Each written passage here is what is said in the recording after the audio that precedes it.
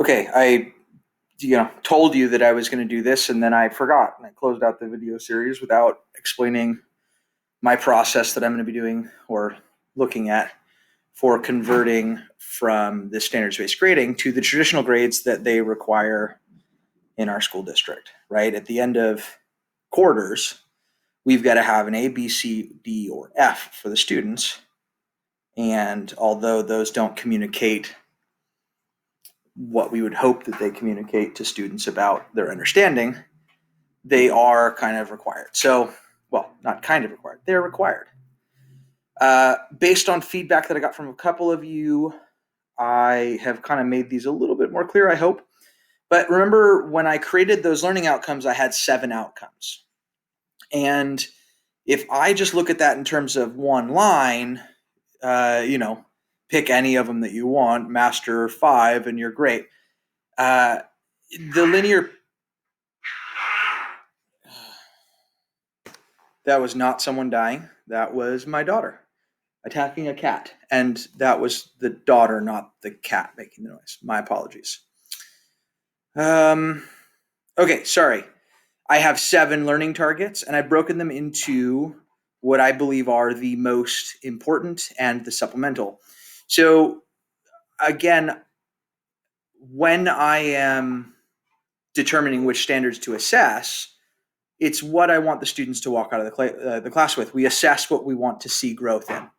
And I want to see growth, I clearly will teach the content, but the growth that I want to assess, this growth I want to see is going to be within the practices, the science and engineering practices that they'll take with them beyond science or beyond school.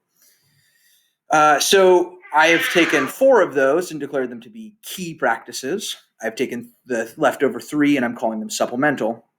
And these numbers here represent at any given time how many of those they have demonstrated proficiency in. So that 3 mastery level, right? So if a student, for example, has mastered 2 of the key practices and 3 of the supplemental practices, that would be 2 key practices, 3 supplemental practices, that is a B. But notice that's 5 practices. Someone could have, let's see. Nope, I'm just crazy.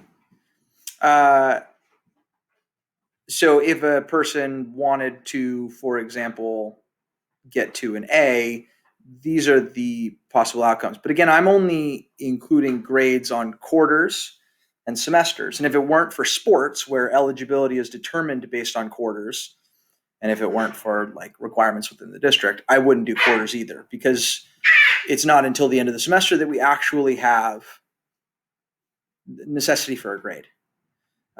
Progress reports, to me, should be what our grade point looks like. It's a report of progress. It's a report of where we are. This grade does not reflect true learning or growth in that matter. But you could do this with whatever you wanted. You could do this with content against practices, or it could be all content. You could do this in 3 dimensions, although that seems like it'd be tough. Like for science, we have the DCI, the SEP, and the cross-cutting, the triple C. You could do that in 3 dimensions like a cube, but that sounds ugly. I don't have anyone else to communicate with in my PLC. I'm the only physics teacher on campus. So this is kind of what made most sense to me. But within your PLC, you would have a conversation about what those practices would be, where they belong, and then where are these kind of levels. The man that I adopted this from, his name was Tim Hudson. He called this a pantyhose chart because I guess it's similar in structure. But these are kind of like circles or arcs. They're not just straight across. But again, that's up to you to discuss. As before, let me know if you have any questions, and I appreciate the time that I'm having to talk to you guys because I'm going to learn too.